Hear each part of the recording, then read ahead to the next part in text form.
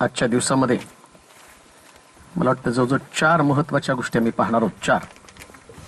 एक, ख्रिस्टींचा वाढदिवस, आशूचा वाढदिवस, त्यानंतर या जागेमध्ये जी जागा प्रभूनं उपासनाला दिली त्याचं बांधकाम, आणि 4थी गोष्ट एका भविष्यवाणीची पूर्तता. भविष्यवाणीची पूर्तता. आम्ही जिथं आहोत तिथं देवानं बोललेला शब्द तो परिस्थिती कशी का असेना पण पूर्ण करतो. आणि आनंद वाटतो की या दिवसामध्ये जर मंडळीकडे पाहिलं तर मला सगळ्यात जास्त आनंद कोणाला होत असेल तर मला, कारण माझ्या मंडळीतले लोक घरदारं बांधत आहेत आणि देव त्यांना समृद्ध करत आहे. तर याच्यासारखी सुंदर गोष्ट कोणतीच नाही. ठीक आहे. आम्ही तेही दिवस काढले की ज्या दिवसामध्ये आमच्याकडे काही नव्हतं, आणि आता आम्ही मंडळी या नात्याने अशा टप्प्यामध्ये चाललोय की त्या ठिकाणामध्ये देव प्रत्येकाला समृद्ध करत आहे. आणि म्हणून आत्मिक जीवन जगत असताना किंवा या पृथ्वी तलावरती देवाचा मनुष्य, देवाची व्यक्ती आणि विश्वासणारा हे पद टिकवणं फार कठीण असतं. एक सामान्य जीवन जर तुम्ही जगण्याचा प्रयत्न केला ना तर त्याला कुठल्याच प्रकारची संकट नसतात, काही चॅलेंजेस नाही ना. तुम्हाला जिथं राहायचं तुम्ही तिथं राहा, तुम्हाला काय खायचं तुम्ही खा, तुम्हाला कुठं जायचं तिथं तुम्ही जा, तिथं काही चॅलेंज नसतं. पण जेव्हा तुम्ही देवाचे लोक म्हणून वावरताना तेव्हा तुमच्यासाठी फार मोठे चॅलेंज असतं. आणि देवाचे लोक देवाच्या भयामध्ये राहणं फार गरजेचं आहे. बरं का, नुसतं देवाच्या लोकांची ओळख. आता देवाच्या लोकांचे पण अनेक प्रकार आहेत, जे नुसतं नामधारी देवाचे लोक आहेत. आणि दुसरं आज जे आम्ही पाहणार आहोत, देवाचं भय धरणारे देवाचे लोक. देवाचं भय धरणारे, बरं का, देवाचे लोक आणि देवाचं भय धरणारे लोक या दोघांमध्ये फरक आहे. देवाचे लोक म्हटल्यानंतर तर ख्रिस्ती परिवारामध्ये माझा जन्म झाला तर ते नाव मला जन्मताच मिळालेलं, त्याच्यात काही विशेष नाही. पण देवाचं भय धरणारे लोक, स्तोत्र संहिता त्याचा 31वा अध्याय आणि त्याची 19 पासून 23 पर्यंत आपण वचन वाचणार आहोत. स्तोत्र 31 आणि 19 पासून 23 पर्यंतची वचन. तुझे चांगुलपण तुझे चांगुलपण किती थोर आहे, किती थोर आहे, तुझे भय धरणाऱ्यांकरिता तुझं भय धरणाऱ्यांकरिता तू ते साठवून ठेवले आहे. तू ते साठवून ठेवला आहे. तुझा आश्रय करणाऱ्यांसाठी, तुझा आश्रय करणाऱ्यांसाठी मनुष्य मात्रांदे मनुष्य मात्रांदेखत तू ते सिद्ध केले आहे. ते सिद्ध केलं आहे. हा पुढे. तू आपल्या समक्षतेच्या आपल्या समक्षतेच्या गुप्तस्थळी गुप्तस्थळी मनुष्यांच्या कारस्थानांपासून मनुष्यांच्या कारस्थानांपासून त्यांना लपवितोस. त्यांना लपवितो. शब्द कलहापासून शब्द कलहापासून त्यांना आपल्या मंडपात सुरक्षित ठेव. मंडपामध्ये सुरक्षित ठेवतो. परमेश्वर धन्यवादित असो, परमेश्वर धन्यवादित असो, कारण वेडा पडलेल्या शहरात वेढा पडलेल्या शहरात सापडल्यासारखं मी झालो असता त्यानं अद्भुत रीतीने आपलं वात्सल्य मला दाखवलं. मी तर अधीर होऊन म्हणालो, मी तुझ्या दृष्टीपुढून दूर झालो आहे. तर मी तुझा धावा केला. तेव्हा तू माझ्या विनवणीचा शब्द ऐकला. अहो परमेश्वराचे सर्व भक्त हो, तुम्ही त्याच्यावर प्रेम करा. परमेश्वर विश्वास ठेवणाऱ्यांचे रक्षण करीतो. देवाचं चांगुलपण ते कोणासाठी? प्रश्न तर देवाचं चांगुलपण आहे. आता आम्ही सगळं देवाचं चांगुलपण पाहतो, नाही का? आणि एक वचन आम्ही 21व्या वचनामध्ये वाचलं, असं लिहिलं, वेढा पडलेल्या शहरामध्ये जसं एकटं सापडावं. मला वाटतं तिची अवस्था तशीच होती आणि त्याचे साक्षीदार आपण आहोत. एक टप्पा जीवनामध्ये असा येतो ना की त्या टप्प्यामध्ये आपल्याला कळतं जगामध्ये आमचं कोणी नाही. आणि तो जो प्रसंग आहे, हाच प्रसंग देवाचं चांगुलपण अनुभवण्याचा प्रसंग आहे. लक्षात घ्या, प्रत्येकाला हा प्रसंग नको असतो. जीवनामध्ये आम्हाला असे प्रसंग आवश्यक असतात की ज्याच्यामध्ये सगळेजण आमच्या बरोबर असावे लागतात. परंतु ज्यावेळेस लोक आमच्या संगती असतो ना, त्याच देवाचं आमच्याकडे दुर्लक्ष होतं. कारण त्याला वाटतं की नाही, कोण ना तरी आहे त्यांची काळजी घ्यायला. पण कधी कधी असे प्रसंग जीवनामध्ये येतात की त्या दिवसामध्ये आम्हाला कळतं की जसं एखाद्या शहराला, आता आपल्याला कळत आहे इस्रायलच्या बाबतीमध्ये, त्या चारी बाजूनं 7 शत्रू इस्रायलच्या भोवती उभे राहिलेले आहेत. 7 शत्रू, 7 राष्ट्र, त्या राष्ट्राने त्याला घेरलंय. आणि आज आम्ही पाहतो, आज सकाळीच ते एक हे पाठवलं लोकांनी आणि त्याच्यामध्ये सांगितलं की याच्या अगोदर सुद्धा इस्रायलवरती अनेक प्रकारचे हल्ले झाले. ते म्हणतात की त्यावेळेस तर आमचं सैन्य पण नवीन होतं, आम्हाला युद्धाचा अनुभव पण नव्हता. आमचं ना वायुदल होतं, ना आमच्याकडे पायदळ नीट होतं, ना आम्हाला युद्ध करण्याची कला अवगत होती. पण त्यावेळेस सुद्धा आपण युद्ध जिंकलं. आणि ते म्हणतात याचं कारण देव आपल्या संगती होता. पण कधी कधी देव ना तुम्हाला सगळ्या बाजूने एकटं टाकतो. कशासाठी माहिती का? युद्ध करताना तुम्ही तुमच्या बुद्धीनं युद्ध जिंकू शकत नाही, पण देवाच्या चांगुलपणाने युद्ध जिंकू शकता. आणि म्हणून आनंदाची गोष्ट आहे, आज जिथं आम्ही आहोत, मला वाटतं की तिचं कुठला कार्यक्रम झाला होता पहिल्या चर्चमध्ये, उपकार स्तुती कुठली तरी तिची, रिझल्टची उपकार स्तुतीची प्रार्थना, त्यास एक भविष्यवाणी झाली होती तिच्या बाबतीमध्ये की देव तुला या शहरामध्येच उंच करेल. जे देव बोलतो ना ते वास्तवात करतो बरं का. जे बोलतो ते करतो. म्हणून देवाच्या चांगुलपणाबद्दल एवढा सुद्धा डाऊट मनामध्ये नाही पाहिजे. मधल्या काळामध्ये थोडस आपल्याला थांबावं लागतं, वाट पाहावी लागते देवाची. जसं योसेफाला त्याने सांगितलं की 11 तारे, सूर्य, चंद्र तुला नमन करतील, त्याला वाट पाहावी लागली. वाट पाहत असताना आज ती 2-3 भूमिकामध्ये या ठिकाणामध्ये. आज जर आम्ही पाहिलं तर इथं आम्ही जागेवरती टिकाव मारणार आहोत. याचं कारण पण काय माहिती का? तिने चर्चला दिलेले पहिले पैसे, नाही का? मला त्याच्या आधी जागा घेतली होती का? तो नव्हती घेतली. तिने फक्त जस्ट तिला वाटलं की नाही मला पण चर्चला काहीतरी द्यायला पाहिजे, तिची तळमळ असेल. आता तिच्याकडे पैसे आहेत नाही त्याच्याशी आपल्याला काही घेणं देणं नाही.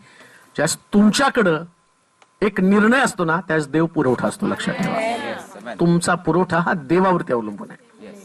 आणि मग इकडं तुम्ही पेरता आणि तिकडं देवाचं चांगुलपण उगवतं. लक्षात ठेवा, देवाचं चांगुलपण करत असताना, देव त्याचं चांगुलपण दाखवताना बऱ्याच गोष्टींचा उहापोह तो करत असतो. असं लिहिलंय, त्याचं भय धरणाऱ्यांमध्ये. मला वाटतं की त्याचं 19 वचन आहे का? हा? तुझे चांगुलपण किती थोर हा. आहे, तुझे भय धरणाऱ्यांकरिता तू ते साठवून ठेवले आहे. कुणासाठी साठवतो चांगुलपण? गुडनेस. आम्ही म्हणतो नाही का, या परमेश्वराच्या चांगुलपणाचा अनुभव घ्या. परमेश्वर किती चांगला आहे याचा मग तर सगळेच निघाले पाहिजे ना अनुभव घ्यायला. आज त्याच्याकडे स्टोरेज आहे चांगुलपणाचं. चांगुलपण म्हणजे तुम्हाला माहिती आहे का काय? जेवढ्या सुद्धा चांगल्या वस्तू त्या देवाकडे आहेत. त्याच्यामध्ये तुम्ही पाहणार आहात बऱ्याच गोष्टी. मला वाटतं एक वचन वाचा म्हणजे तुम्हाला ते समजेल. 145 आणि त्याचं 19 वचन म्हणजे तुम्हाला देवाचं चांगुलपण, त्याचं किती महत्व आमच्या जीवनामध्ये. स्तोत्र 145 आणि 19 वचन. हा. तो आपले भय धरणाऱ्यांची हा. इच्छा इच्छा पुरवतो हा. व त्यांची आरोळी ऐकून त्यांची आरोळी ऐकून त्यांना तारितो. त्यांना तारतो. पहा, चांगुलपण म्हणजे काय? तुमच्या मनातली प्रत्येक इच्छा देव पूर्ण करतो. याला देवाचं चांगुलपण म्हणतात. प्रत्येक इच्छा बरं का. इच्छा सगळ्याला आहेत. आज सकाळी मला जर विचारलं तर मला सकाळी देवाने उठून म्हटलं पाहिजे, मनोज उठ, तुला काय पाहिजे?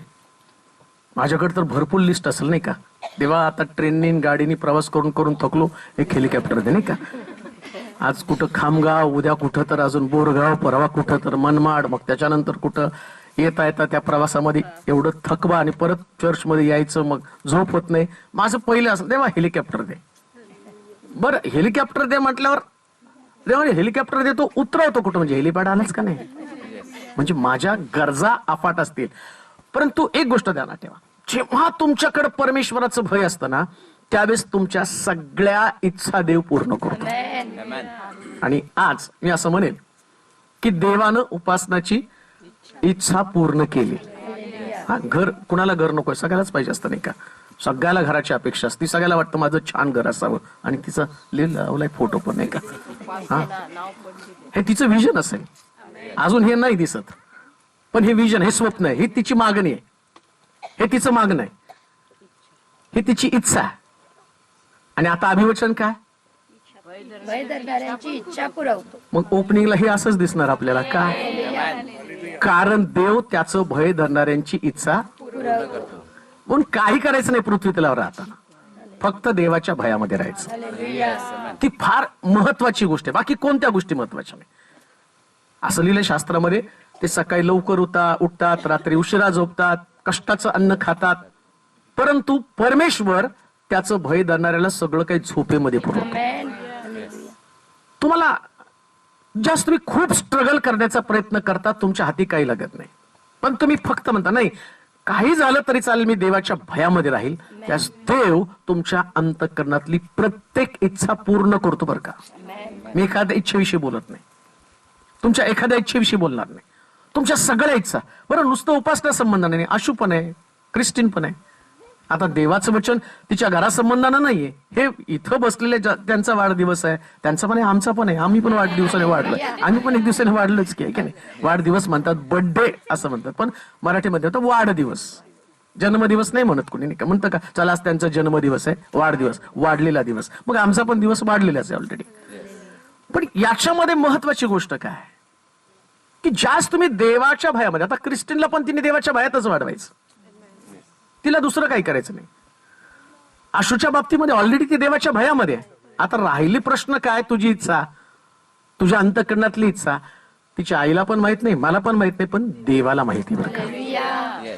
देवाला तुमच्या अंतःकरणातल्या सगळ्या इच्छा माहिती आहे आणि तो तुमच्या अंतःकरणातल्या इच्छा पूर्ण करतो. हे सगळं करताना मला ती आई म्हणून तिचे जे निर्णय आहे तिचं कौतुक करूशी वाटतं. तिचं वय काय जास्त नाही.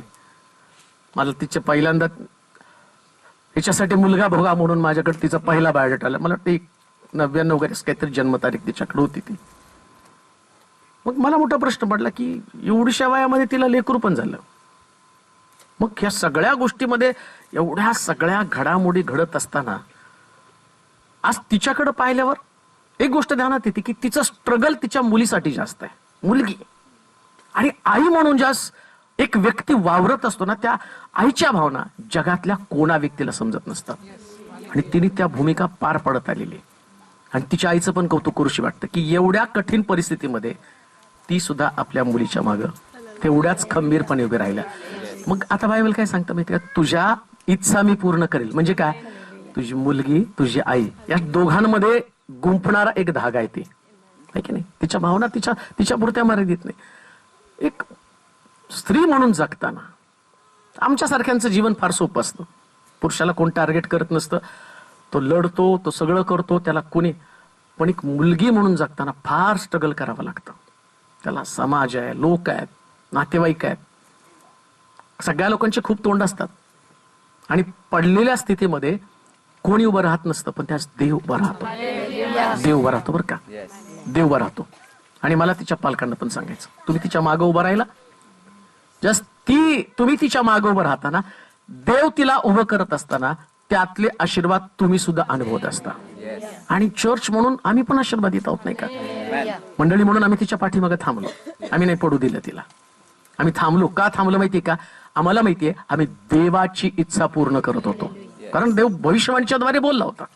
आणि ज्यास देव भविष्यवाणीच्या द्वारे बोलतो ना, तर आम्ही सगळेजण त्या भविष्यवाणीच्या सोबत चाललेलो असतो. आणि ज्याच्या जीवनामध्ये देव बोलतो ना, ते बोलत असताना देव सगळ्या गोष्टी करण्यासाठी समर्थ असतो. हा, असं लिहिलंय त्या ठिकाणामध्ये. त्याचं भय धरणाऱ्यांचं, नीतिसूत्राचं पुस्तक 10 अध्याय 27 वचन पण वाचा बरं. हे जे भय धरतात ना, आणि त्यांचं आयुष्य देव, त्यांचं इच्छा देव पूर्ण करतो. नीती 10:27 मध्ये काय सांगितलं वाचा. हा, परमेश्वराचे भय आयुष्य वाढविते. परमेश्वराचं भय आयुष्य वाढविते. पा आम्ही देवाच्या भयामध्ये राहतो. असं म्हटलं की देवाचं चांगुलपण कोणासाठी, देवाचं भय धरणाऱ्यांसाठी. मग आता देवाच्या भयामध्ये, चांगुलपणामध्ये पहिली गोष्ट तर म्हटलं तुमच्या मनातल्या सगळ्या इच्छा पूर्ण करतो. आणि दुसरी गोष्ट काय म्हटलं माहिती का, तुमचं आयुष्य वाढवतो.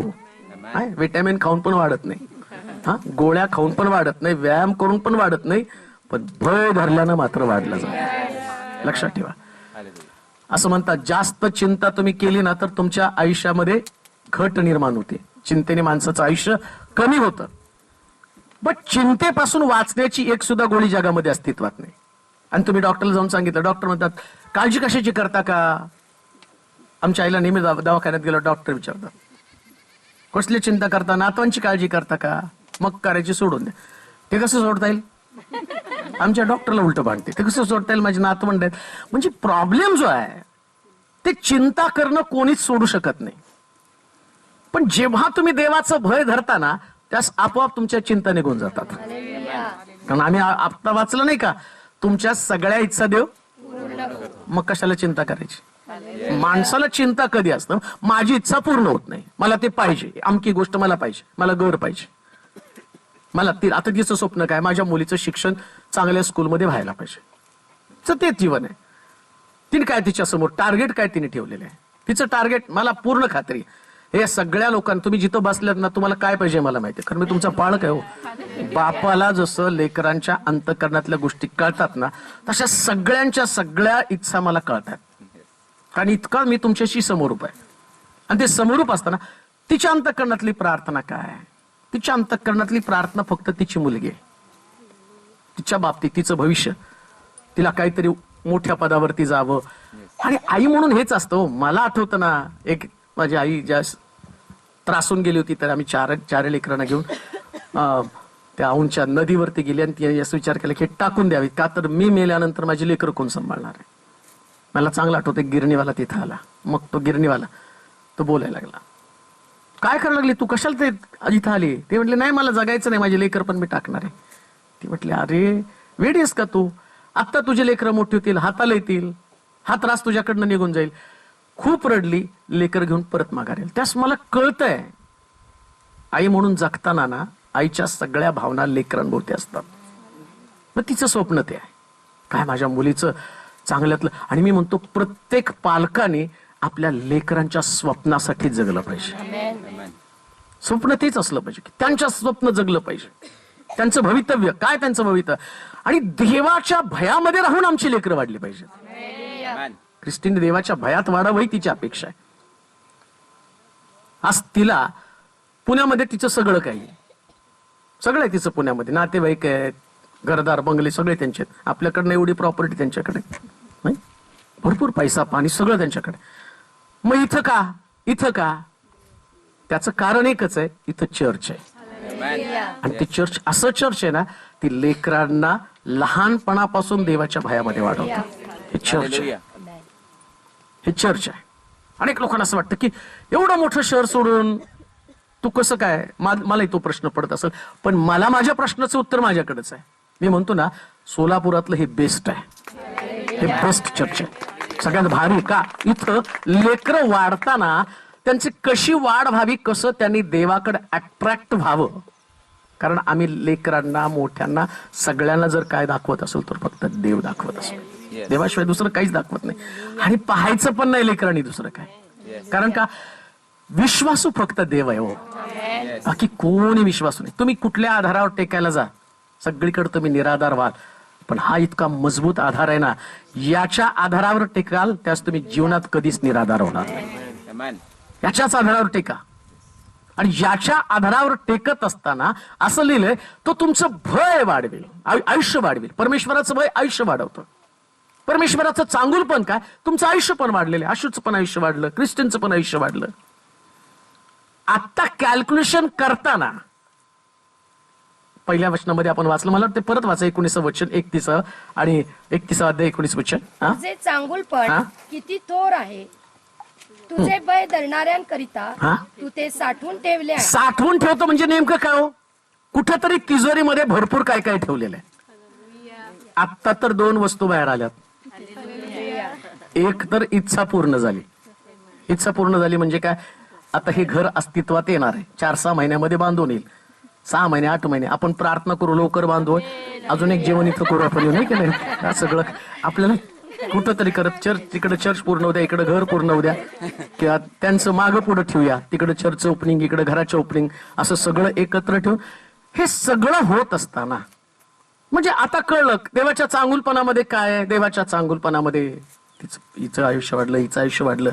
आता हे घर स्वप्नामध्ये तिचं विजन आहे, तिचं स्वप्न आहे, आणि ते स्वप्न पूर्ण करण्यासाठी ती स्ट्रगल करणार, तिची फॅमिली. आपण प्रार्थना करू शकतो. आपण काय करणार आहे, आपण काय थोड्या विटा देऊ शकतो का वाळू देऊ शकतो, आपण प्रार्थना करू शकतो. आणि लक्षात ठेवा, वस्तूपेक्षा प्रार्थना प्रभावी बरं का, कारण पुरवठा देव करतो, देव करतो. तर देव तिचा पुरवठा करणार आहे. आणि हे पुरवठा करत असताना आता आम्हाला कळलं 2 वस्तू सापडल्या. एक काय, आयुष्य वाढलं, दुसरं घर. म्हणजे तिजोरीतनं आता 2 वस्तू. मग काय देवाची तिजोरी तेवढ्यानेच भरली का? अहो लय भरलंय काय काय त्याच्यामध्ये. हा, कदाचित ती एका चर्चला येताना 4 व्हीलर मध्ये येईल, तिजोरीतनं ती पण गोष्ट निघेल, निघेलच. निघू शकते म्हणता म्हणता मी घेऊन टाकला शब्द, निघेलच. का, कारण देवाला, अहो एवढं सगळं साठवलंय कशासाठी देवानं, तो माझे भय धरणारे लोक तर मला दिसू द्या ना. आणि एक गोष्ट ध्यानात ठेवा, शिलोतल्या लोकांनो, तुम्ही सगळे समृद्ध असणार आहात. तुम्ही सगळे समृद्ध असणार आहात. का, कारण तुमचा देव हा समृद्धीने भरलेला देव आहे. भय धरा फक्त, बाकी काय करू नका. दुसरी गोष्ट आम्ही पाहिली की तो म्हटला, अजून एक गोष्ट वाचूया 20व्या वचनामध्ये, स्तोत्र संहिता 31 अध्याय 20 वचन. तू आपल्या समक्षतेच्या समक्षतेच्या गुप्तस्थळी मनुष्यांच्या कारस्थानांपासून त्यांना लपवितोस. आता तिसरी गोष्ट, जे लोक देवाचं भय धरतात, अजून एक त्याच्या तिजोरीमध्ये अजून एक गोष्ट आहे, तो म्हटलं की मनुष्याच्या कारस्थानापासून तुला लपवेल. लक्षात ठेवा, माणसं जिथे येतात ना तिथं कारस्थानं असतातच, आणि ते कोणाला चुकलेलं चुकणारच नाही. तुम्हाला जर समजायचं तुम्ही म्हणजे कोणी तुमच्या विरुद्ध कारस्थान करत नाही तर तुम्ही एलियन आहे, तुम्ही या ग्रहाचे लोकच नाहीत. माणसं पृथ्वी तलावर कुठं कुठं आहेत ना, तिथं तिथं कट कारस्थान होतातच.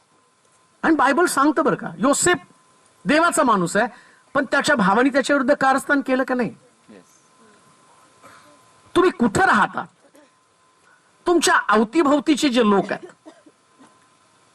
दाविदानं या शौलाला इतका मोठा विजय दिला, तो स्वतः लढला, त्या गल्ल्यातला त्याने हरवलं, एवढं सगळं केलं, परंतु अशा प्रसंगामध्ये शौलानं मात्र दाविदाच्या विरोधात कारस्थान केलेलं. तर पृथ्वी तलावर जिथं विश्वासणारे लोक आहेत, त्या ठिकाणामध्ये तुम्हाला माणसाची कारस्थानं अनुभवायला मिळणार आहे. आणि रविवारी आम्ही ऐकलं, हे कारस्थान करणारा कोण आहे? लुसिफर, सैतान आहे. मग तो करताना असं समजू नका आम्हाला कधी कधी नाही आम्ही एवढं चांगलं वागतो मग अहो, कशाला? हे साधा डायलॉग, फिल्मी डायलॉग झाला. लोक आम्ही चांगलं वागतो, ते असं करतात, ते तसं करतात, हा बालिश डायलॉग झाला. तुमची मानसिक तयारी काय असली पाहिजे? लोक कारस्थान करतील त्याच देव मला सुरक्षित ठेवेल.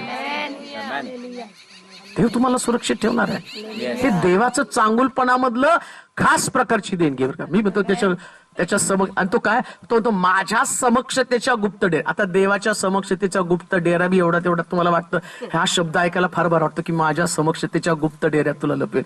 योसेफाच्या विषयावेळी त्याच्या भावानी कारस्थान केलं. विचार करा, त्यातलं त्याला खड्ड्यात टाकायचं आणि त्यांनी योजना आखल्या त्याला खड्ड्यामध्ये टाकायच्या. त्यांनी कारस्थान केलं. त्याच्या आधी म्हटलं याला मारून टाकू म्हटल्यावर तेवढ्यात म्हटलं नको मारायला, मग खड्ड्यात टाकू. खड्ड्यात मरू दे, आपण कशाला मारायचं? खड्ड्यात अन्ना पाण्यापासून मरेल. योजना तर त्याला मारायची. तेवढ्यात तिकडे व्यापारी लोक आले आणि देवाने काम चालू केलं बरं का. त्याने काय केलं? या व्यापाऱ्यांना विकून टाकलं. आता देवानं यांच्या कारस्थान समजा खड्ड्यातनं काढून त्याला घरी परत नेलं असतं तर आज ना उद्या मेला असता. पण देवाला त्यांच्यापासून वाचून त्याला वर न्यायचंय. मग त्यांनी त्याला पोटीफराच्या घरामध्ये नेला. आता तिथं पोटीफराच्या घरामध्ये सुरक्षित आहेत का? आरोप आलाच की नाही त्याच्यावर? बलात्काराचा आरोप आला, जेलमध्ये गेला का नाही? पण लक्षात ठेवा, देव त्याला तुम्हाला सुरक्षित ठेवताना तुम्हाला त्रासात न नेत असतो बरं का. हाच देवाचा डेरा आहे. तुम्हाला वाटतं की देवाच्या डेऱ्यामध्ये म्हणजे तिथं कोणी कटकारस्थान करू नये, म्हणजे जसं तो ससा बिळामध्ये घर करून लपून बसतो तिथं निवांत hallelujah, praise the Lord, hallelujah, धन्यवाद धन्यवाद करत बसायचं. ते नसतं तसं.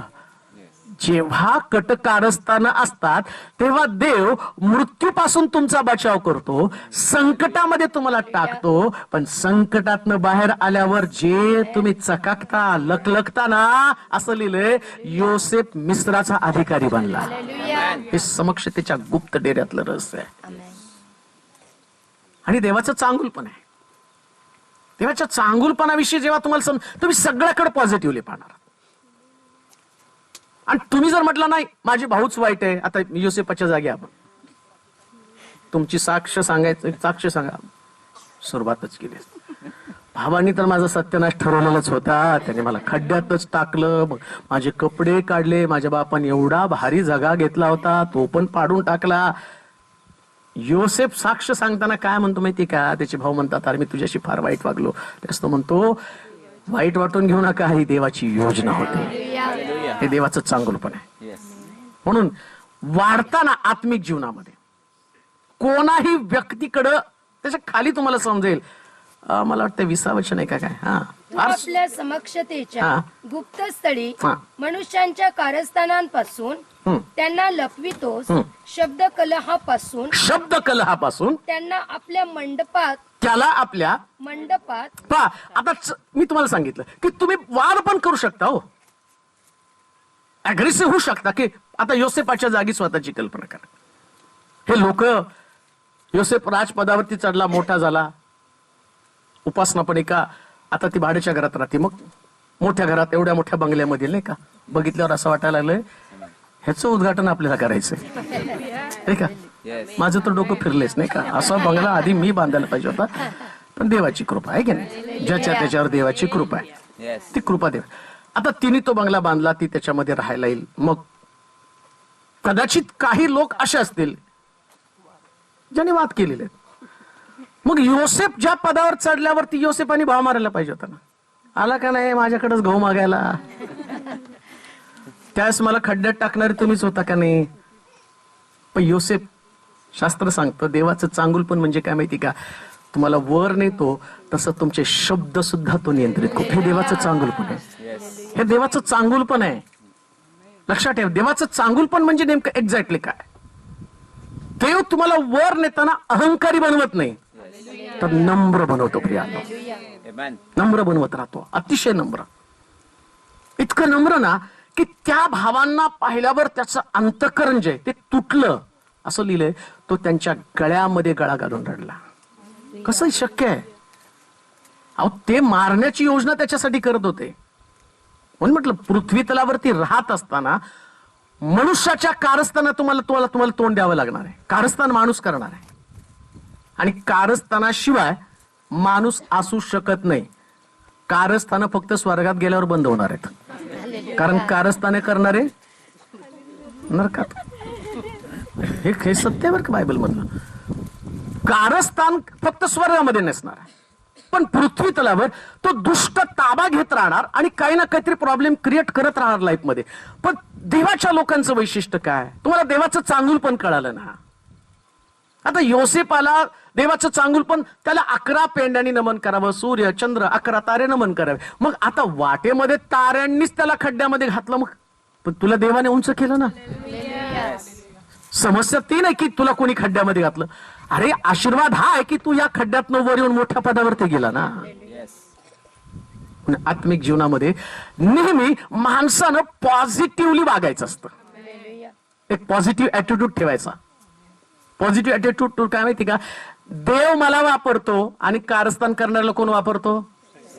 साधं लॉजिक आहे.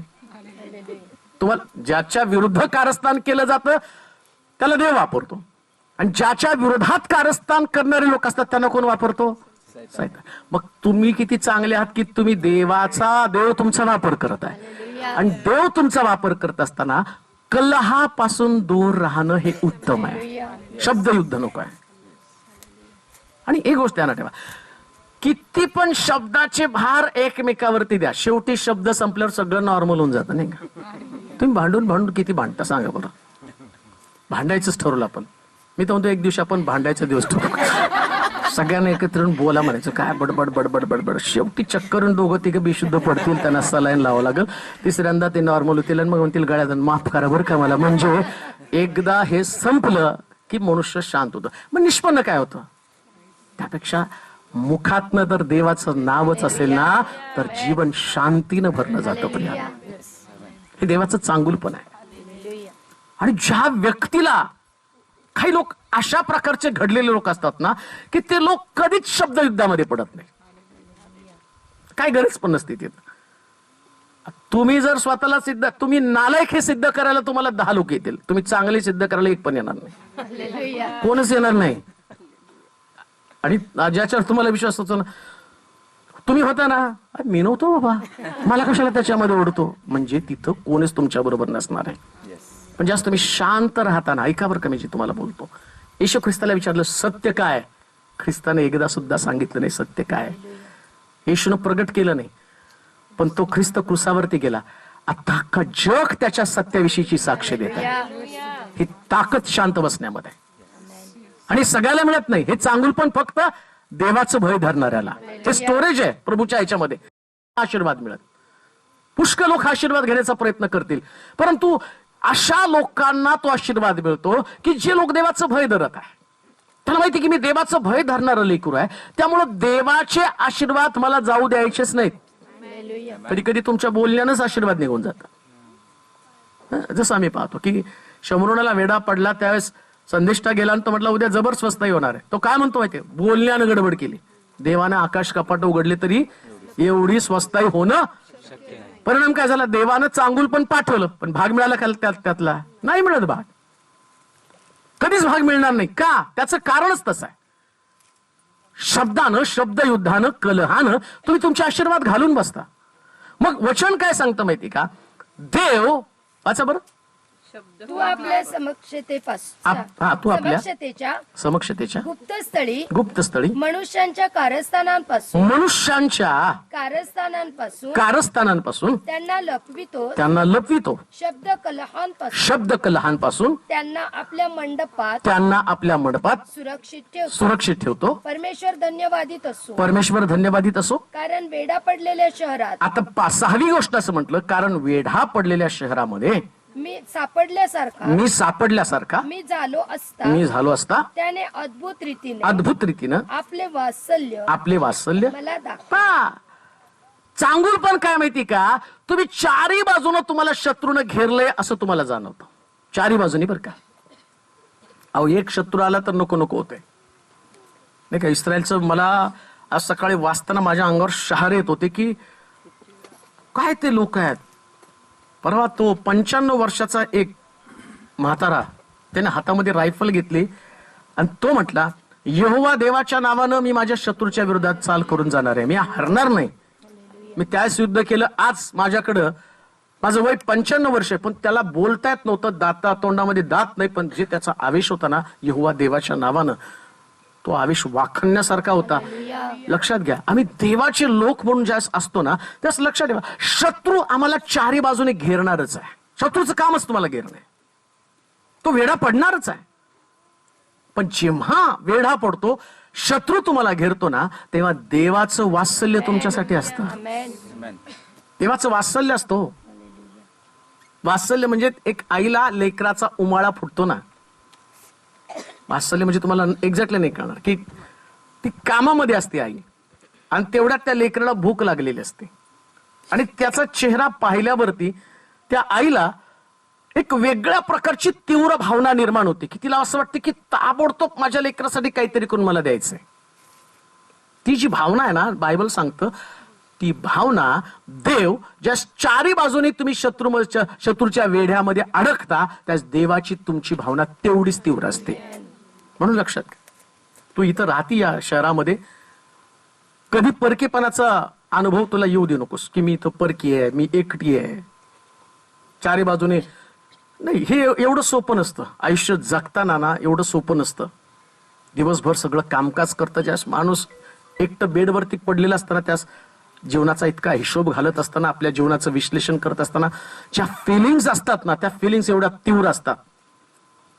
त्या भावना माणसाला निराश करतात, त्या भावना माणसाला काहीतरी चुकीच्या गोष्टी करण्यासाठी प्रवृत्त करतात.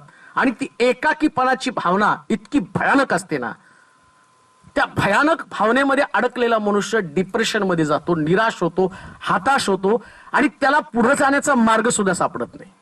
त्याला वाटतं पुढे जायचं कसं, कोण माझ्या बरोबर आहे. आणि ती जी भावना आहे ती मनुष्याला दिवसेंदिवस एकदम रसातळाला घेऊन जात असतं. आत्मिक जीवन संपलेलं असतं, विश्वास संपलेला असतो, पावित्र्य संपलेलं असतं, शुद्धता संपलेली असती, आराधना संपलेली असती, प्रार्थना संपलेली असती. ही सगळ्या भावना फक्त कशाने माहिती का, त्यास आम्ही एकटं युद्ध करताना आम्ही एकटं आहोत ही भावना, त्या भावनेनं आम्ही फार मोठ्या संकटामध्ये सापडलेलो असतो. आम्हाला मार्ग सापडत नाही कसं पुढे जायचं. आणि अशा परिस्थितीमध्ये तुम्हाला मित्रांपेक्षा शत्रू जास्त दिसतात. पण याच वेळेस बायबल काय सांगतं माहिती का, माझं वात्सल्य तुला देणार. कुणाला दाखवलं? देवाचं भय धरणाऱ्यांना. माणसाचं भय बाळगू नका. तुम्ही माणसाला किती पण भिला ना, कोणता आता मला जाणू नाही, मला बरं पास्टर आले, मग पास्टर आले मला भीता म्हणून मी काय तुम्हाला माझी गाडी देतो का, घेऊन जा माझी होंडा सिटी फिरा. तसं होत नसतंय. माणूस असाच आहे. मला फक्त जास्त मला भीतो, मी दाखवतो मला बघितल्यावर कशी भीतात ते एवढंच एक्सप्रेशन. पण देवाच्या बाबतीत तसं नाही. देव ज्यावेळेस तुमच्याकडे बघतो ना, तुम्ही त्याचं भय धरता, त्याला प्रेमाचा उमाळा फुटतो. प्रेमाचा उमाळा म्हणजे माहिती का, जे बेस्ट ते देव तुम्हाला देत असतो. चारी बाजूनी शत्रू असू द्या. आणि मुळामध्ये देवाच्या लोकांनी शत्रूचा विचार करायचा नसतो. समस्या काय निर्माण झाली, गल्ल्या त्याला पाहून शाऊल घाबरला, लपून बसला, म्हणून तो विजय झाला नाही. पण दाविदानं शत्रूचा विचार केला नाही, देवाचा विचार केला. परिणाम काय झाला, गल्ल्या जमिनीवरती पडला. ज्या लोकांमध्ये स्ट्रॉंग फिलिंग्स असतात, प्रचंड भावना असतात देवाविषयीच्या, आणि ते लोक काय करतात माहिती का, ते त्यांना कळतं आता मी एकटा आहे, आता मी एकटी आहे. तुम्ही ही एकटेपणाची भावना जेव्हा तुम्हाला वाटते ना, तेव्हा तुमच्या डोक्यात लाईट पेटली पाहिजे. अरे बापरे, आता मी एकटे म्हणजे देवाचं लक्ष माझ्याकडे गेलेलं. नाशूला असू दे, ख्रिस्टिनला असू दे, उपासनाला असू दे, आणि मला स्वतःला असू दे, किंवा तुम्ही बसलेले लोक असा, एकदा तुम्हाला हा अनुभव, एकदा नाही हा नेहमी अनुभव येणार आहे. नेहमी तुम्ही चारी बाजूनी तुमचे शत्रू तुम्हाला घेरणार आहेत. आणि तुमचे असं लिहिलंय पवित्र शास्त्रामध्ये, ज्यावेळेस तो गेहेजी सकाळी उठला आणि तोंड धुवायला लागला तर तो गेला, स्वामी हाय हाय, शत्रूनं चारी बाजूनी आपल्याला.